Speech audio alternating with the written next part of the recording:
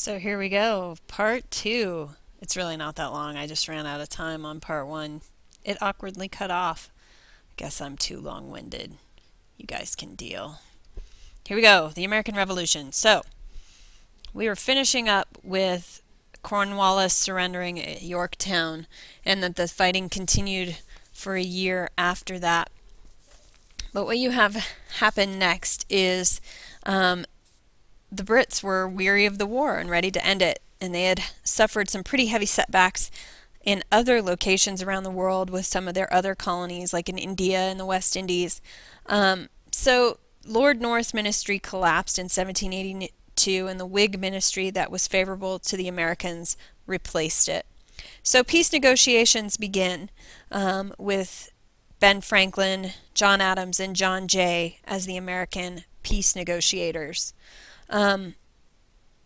So in 1783 they meet, and the terms of this Treaty of Paris were that the Brits would recognize American independence and recognize America as a sovereign nation.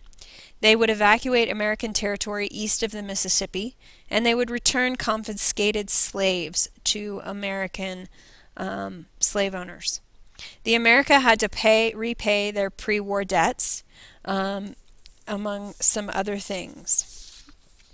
For example, they also had to stop persecuting loyalists.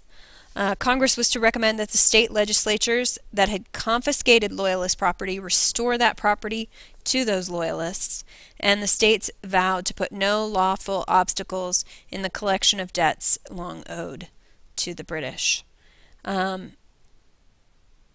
In the end, neither of these things really worked out the way they were supposed to.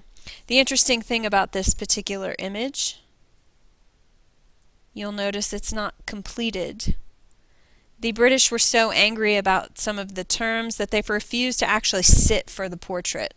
And so here you see there are no British, and that the painting was incomplete. So the question I ask, oh, that's really loud, is, was the American Revolution a radical revolution? Did it change the ideological, political, or cultural life of the Americans? And if so, how? Thoughts to consider.